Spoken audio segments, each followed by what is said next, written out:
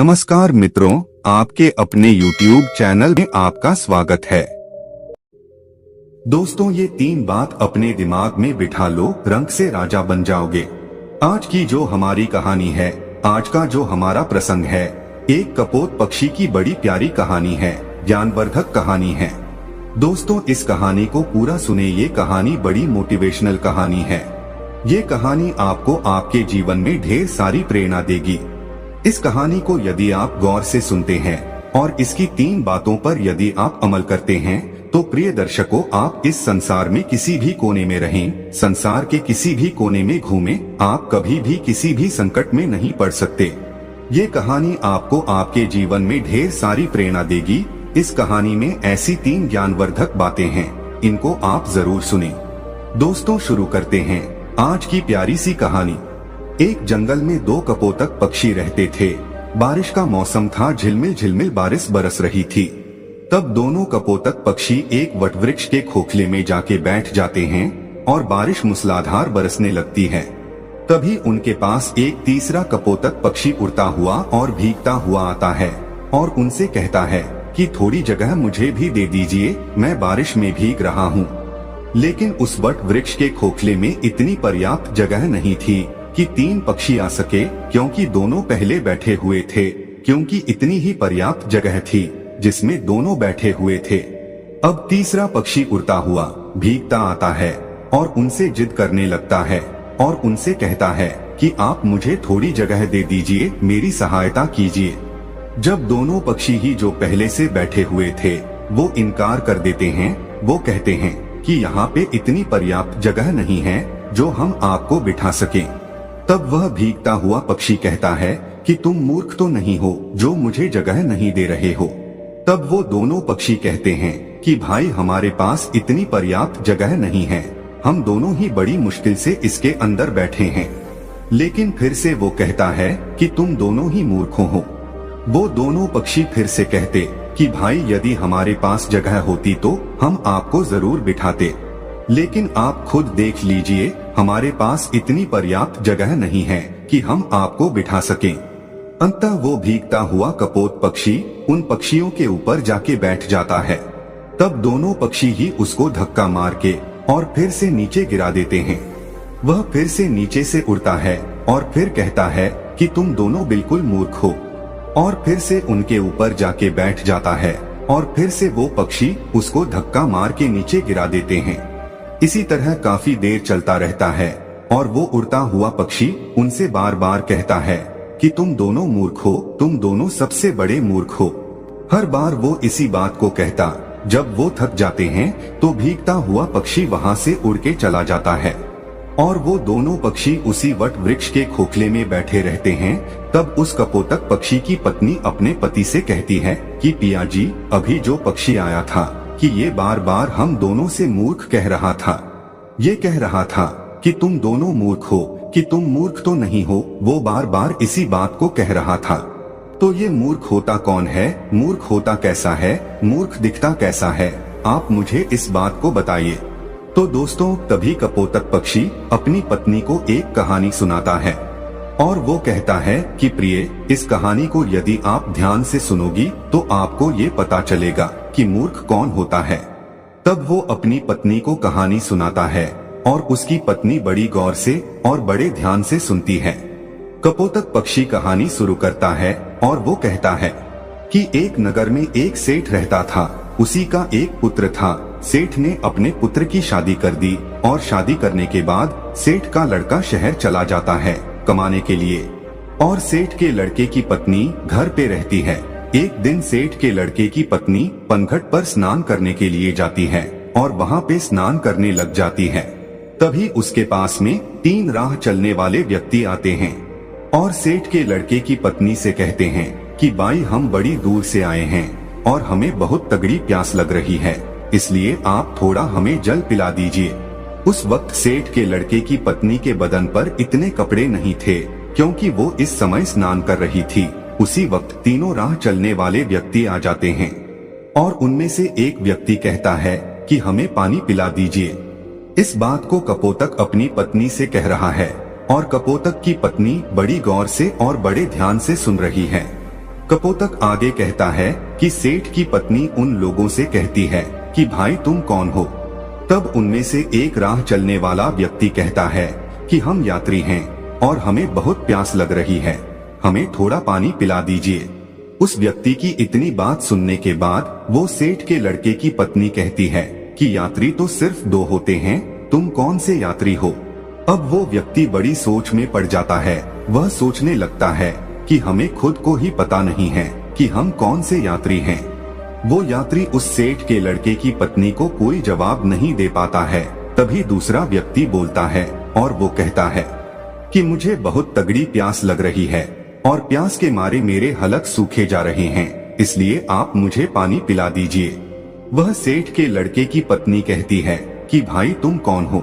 तब वो व्यक्ति जवाब देता है और वो कहता है कि मैं अनपढ़ गवार हूँ, आप मुझे पानी पिला दीजिए।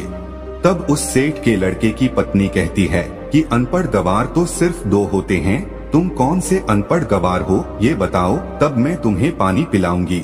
लेकिन वो भी कोई जवाब नहीं दे पाता है। वो भी सोचने लगता है कि मुझे खुद को ये पता नहीं है कि मैं कौन सा अनपढ़ गवार हूँ। वो कोई जवाब नहीं दे पाता है।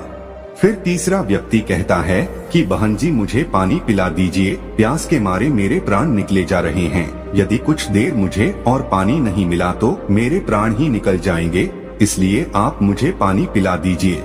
तब सेठ के लड़के की पत्नी उस व्यक्ति से कहती है कि भाई तुम कौन हो, तुम बताओ, यदि तुमने बता दिया तो मैं तुम्हें जरूर पानी पिला दूंगी। वह कहता है कि मैं मूर्ख हूँ, आप मुझे पानी पिला दीजिए। अब सेठ के लड़के की पत्नी कहती है कि इस संसार में 2 प्रकार के मूर्ख होते हैं, तुम कौन से मूर्ख हो। दोस्तों अब वो भी इस सवाल का कोई जवाब नहीं दे पाता है। वो भी बड़े सोच में पड़ जाता है कि मुझको खुद को पता नहीं है कि मैं कौन सा मूर्ख हूँ। उसको कुछ सूझता नहीं है, कुछ आता नहीं है, कुछ जाता नहीं है। वह कोई जवाब नहीं दे पाता है। इस कहानी को कपोतक अपनी पत्नी से कह रहा है और उसकी पत्नी बड़े ध्यान से और गौर से सुन रही है। आगे कपोतक पक्षी कहता है कि वो तीनों व्यक्ति पियासे ही पनघट से जाने लगते हैं। जब वो वहाँ से रवाना होते हैं तो सेठ के लड़के की पत्नी उनसे कहती है कि भाई आप मेरे घर चलिए, गांव से कुछ ही दूरी पर इसी रास्ते पे मेरा घर है, वहाँ मैं आपको जरूर पानी पिला दूंगी। तो दोस्तों वो तीनों यात्री उस सेठ के लड़के के घर आ जाते हैं और सेठ के लड़के की पत्नी स्नान करके और कपड़े पहनकर अपने घर आ जाती है। जैसे ही वो तीनों व्यक्ति उस सेठ के घर पहुंचते हैं और साथ में सेठ के लड़के की पत्नी भी घर पहुंचती है, तभी उसके ससुर की नजर अपनी बहू पे पड़ जाती है। तब उसका ससुर सोचने लगता है कि मेरी बहू किन मर्दों के साथ घूम रही है, इसका पति विदेश गया हुआ है, इसका पति बाहर गया हुआ है कमाने के लिए और ये पराये मर्दों के साथ घूम रही है। इसी बात को वो सोचने लगता है। उधर सेठ के लड़के की पत्नी उन राहगीरों को अपने घर ले जाकर उनको पानी पिलाती है और तीनों को पानी पिलाकर भेज देती है और उनसे कहती है कि भाई मैंने पनघट में पानी इसीलिए नहीं पिलाया क्योंकि मैं स्नान कर रही थी और मेरे बदन पर इतने पर्याप्त कपड़े नहीं थे जो मैं तुम लोगों के समक्ष खड़ी हो सकूं। इसलिए मैंने तुम लोगों से इतने कठिन सवाल पूछे हैं। मेरा ऐसा कोई मतलब नहीं था कि मैं तुम लोगों को पानी न पिलाऊं, इसीलिए मैं तुम लोगों को अपने घर पे लेके आई हूँ और यहाँ पर तुमको पानी पिला के भेज रही हूँ। अब आप बड़े प्यार से पानी पीजिए और अपनी राह चल दीजिए। तीनों राहगीर पानी पी के वहाँ से चले जाते हैं। तो दोस्तों उधर सेठ के लड़के की पत्नी का ससुर सोचने लगता है कि मेरी बहू बदचलन है, मेरा लड़का बाहर काम करता है और ये पराये मर्दों के साथ घूमती है, पराये मर्दों को अपने घर पे लेके आती है, मेरे घर पे लेके आती है।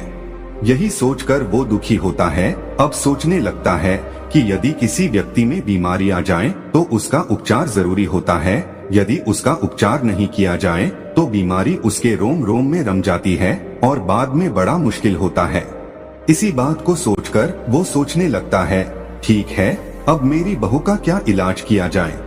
ये भी बदचलन हो गई, बदमाश हो गई है, पराये मर्दों के संग घूमती है, इसका पति बाहर रहता है इसलिए ये बिगड़ चुकी है। अब इसका इलाज किया जाए तो क्या किया जाए। अब सोचने लगता है कि क्यों ना मैं इसका फैसला राजा से करवाऊं। तो दोस्तों, इसी बात को सोचकर उस महिला का ससुर राजा के दरबार में पहुंच जाता है और राजा को ये सारी घटना सुना देता है। तभी राजा अपने सैनिकों को आदेश देता है कि जाओ, सेठ के लड़के की बहू को तुरंत दरबार में हाजिर किया जाए। दोस्तों, इस बात को कपोतक पक्षी अपनी पत्नी से कह रहा है और उनकी पत्नी बड़े ध्यान से और बड़ी गौर से सुन रही है। तभी राजा के सैनिक सेठ के लड़के की पत्नी के पास जाते हैं और उनसे कहते हैं कि तुम्हें महाराज ने दरबार में हाजिर होने का हुक्म दिया है और तुम दरबार में चलो। तभी सेठ के लड़के की पत्नी कहती है कि भाई, आप सबसे पहले अपने राजा से ये पूछकर आइए कि उन्होंने मुझे किस रूप में बुलाया है, बेटी के रूप में बुलाया है या बहू के रूप में बुलाया है या माँ के रूप में बुलाया है, किस रूप में उसने मुझे दरबार में बुलाया है। तभी सैनिक वापस राजा के पास में जाते हैं और राजा से कहते हैं कि महाराज, सेठ के लड़के की पत्नी ने ये कहकर वापस भेजा है कि आपने उसे किस रूप में बुलाया है, बेटी के रूप में बुलाया है या बहू के रूप में बुलाया है या फिर माँ के रूप में बुलाया है। तभी राजा बड़ा सोच में पड़ जाता है कि अब मैं बुलाऊं तो किस रूप में बुलाऊं। राजा अपने मंत्रियों से सलाह लेता है तो मंत्री उसको सलाह देते हैं कि महाराज, सेठ हमारे नगर का सेठ है और इसकी बेटी की बहू हमारी भी बहू लगती है, इसलिए आप उसको दरबार में बहू के रूप में बुलाइए। तभी राजा अपने सैनिकों को आदेश देता है और कहता है कि पालकी लेकर जाओ और बहू के रूप में उसको लेके आओ। तभी राजा के सैनिक फिर से पालकी लेकर सेठ के लड़के के घर पहुंचते हैं और सेठ के लड़के की पत्नी से कहते हैं कि महाराज ने तुम्हें बहू के रूप में बुलाया है। तो दोस्तों, इस बात को कपोतक पक्षी अपनी पत्नी से कह रहा है और उसकी पत्नी बड़ी गौर से सुन रही है। सैनिकों की इतनी बात सुनने के बाद सेठ के लड़के की पत्नी तुरंत पालकी में बैठ जाती है और सैनिक पालकी उठाकर राजा के दरबार में ले जाते हैं। सेठ के लड़के की पत्नी राजा के दरबार में हाजिर हो जाती है। तब राजा उससे सवाल करता है, क्या तुम चरित्रहीन हो? तुम्हारा पति विदेश कमाता है और तुम पराये मर्दों के संग घूमती हो। ऐसा हमारे राज्य में नहीं हो सकता। यदि आप ऐसा काम करोगी तो हमारे राज्य को छोड़कर जाना पड़ेगा या फिर तुम्हें सजा दी जाएगी। राजा इतनी बात कहता है तब सेठ के लड़के की पत्नी राजा को जवाब देती और कहती है कि महाराज, मैं एक पतिव्रता स्त्री हूँ, मुझ पर कलंक लगाने से पहले आप थोड़ा सोच लीजिए। क्या किसी प्यासे को पानी पिलाना, किसी भूखे को भोजन खिलाना कोई अपराध है? यदि आपके राज्य में ऐसा संविधान है कि किसी भूखे को भोजन खिलाना या प्यासे को पानी पिलाना अपराध है, तो हाँ, मैंने अपराध किया है और ये अपराध मैं बार बार करूंगी। इतनी बात सुनने के बाद राजा बड़ा चिंतित होता है और राजा कहता है, क्या मुझे पूरी बात विस्तार से बताइए कि बात क्या है। तब वो महिला सेठ के लड़के की पत्नी राजा को पूरी सच्चाई कहती है कि महाराज, मैं पनघट पर स्नान कर रही थी, तभी 3 राह चलने वाले व्यक्ति आते हैं और वो कहते कि हमें प्यास लग रही है, हमें पानी पिला दीजिए। उस वक्त मेरे बदन पे इतने पर्याप्त कपड़े नहीं थे कि उनके समक्ष में खड़ी होकर उनको पानी पिला दूं, इसीलिए मैंने बैठे बैठे उन लोगों से इतने कठिन सवाल पूछे कि वो जवाब नहीं दे सके। उसके बाद उनको मैंने अपने घर भेजा। उसके बाद मैं कपड़े पहनकर अपने घर आई। घर आने के बाद उन लोगों को मैंने पानी पिलाकर वहाँ से भेज दिया। अब इसमें मैंने गलत क्या किया है? उस महिला की इतनी बात सुनने के बाद राजा कहता है कि तुमने ऐसे कौन से कठिन 3 सवाल पूछे, वो सवाल हमें भी बताइए। जब सेठ के लड़के की पत्नी वो 3 सवाल राजा के समक्ष रखती है तो राजा भी बड़ा सोच में पड़ जाता है। राजा के अंतरी मंत्री भी सोच में पड़ जाते हैं। उनसे भी इन तीनों सवालों के कोई जवाब नहीं लगते हैं। अंत में राजा परेशान हो जाता है और 3 सवालों के उत्तर जानने का बड़ा इच्छुक होता है। तभी राजा सेठ के लड़के की पत्नी से कहता है कि बहुरानी, हमको इन प्रश्नों के उत्तर नहीं आते हैं। हमारे किसी भी विद्वान पंडित के पास इन प्रश्नों के उत्तर नहीं हैं। हमारे किसी भी मंत्री के पास इन प्रश्नों के उत्तर नहीं हैं। तो फिर आप ही हमें इन प्रश्नों के उत्तर बता दीजिए।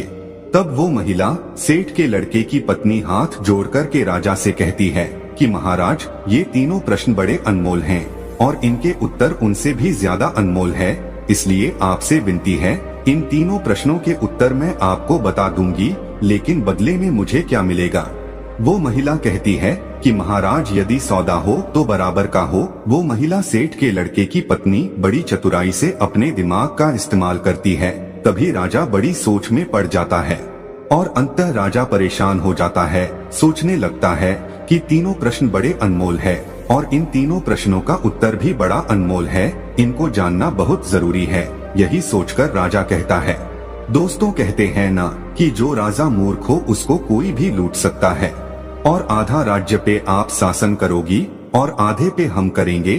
ठीक है, आप आपके तीनों अनमोल प्रश्नों के उत्तर हमें बता दीजिए। दोस्तों सेठ के लड़के की पत्नी वो पूरी लिखावट करवाती है, आधा राज्य अपने कब्जे में लेती है और फिर उन तीनों प्रश्नों के उत्तर बताती है। और वो कहती है कि महाराज अब गौर से सुनो तीनों प्रश्नों के उत्तर। पहला प्रश्न, यात्री संसार में दो ही हैं।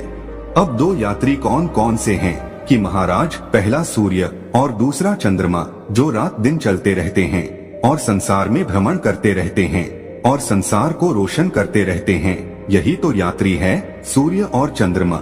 दूसरा सवाल कि महाराज अनपढ़ और गवार दो चीज है, वह है अन्न और पानी जो हर किसी के साथ में रहते हैं, विद्वान लोगों के साथ भी रहते हैं और मूर्ख से मूर्ख लोगों के साथ भी रहते हैं। उनका लालन पालन करते रहते हैं। यही सबसे अनपढ़ और गवार है जो अज्ञानी को भी वही स्वाद देते हैं और विद्वान को भी वही स्वाद देते हैं।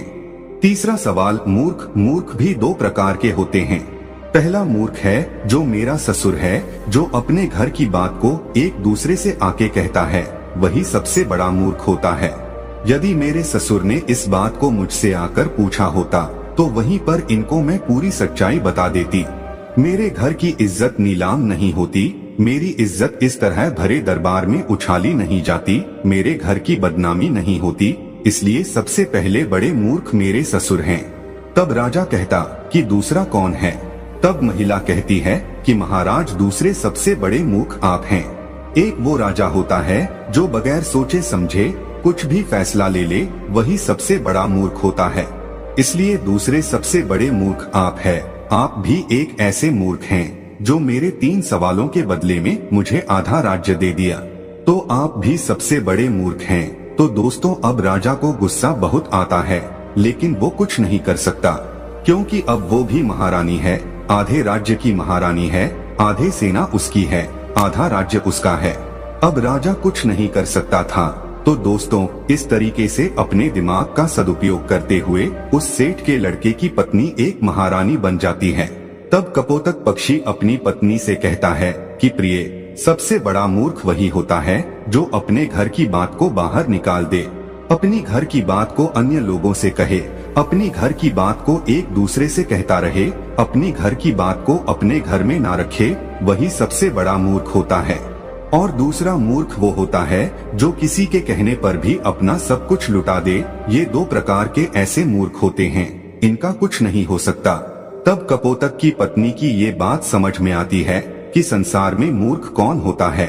इसीलिए कहते हैं कि अपने दिमाग का सही समय आने पर जो बंदा सही उपयोग करता है वो अपने जीवन में हमेशा कामयाबी पाता है। इसीलिए दोस्तों हमेशा अपने दिमाग को सही जगह और सही निशाना लगाकर की चलाइए, आप कभी भी फेल नहीं हो सकते। जो लोग अपने दिमाग का सही सदुपयोग नहीं करते हैं वो लोग हमेशा पीछे रहते हैं और एक दिन ऐसा आता है कि उनका पतन हो जाता है। इसलिए अपने दिमाग का, अपनी बुद्धि का सही उपयोग करें। हम उम्मीद करते हैं कि दोस्तों इस कहानी से आप ढेर सारी प्रेरणा लेंगे। तो दोस्तों यह कहानी आपको कैसी लगी हमें कमेंट सेक्शन में जरूर बताना और अच्छी लगी हो तो इस चैनल को सब्सक्राइब जरूर कर लेना।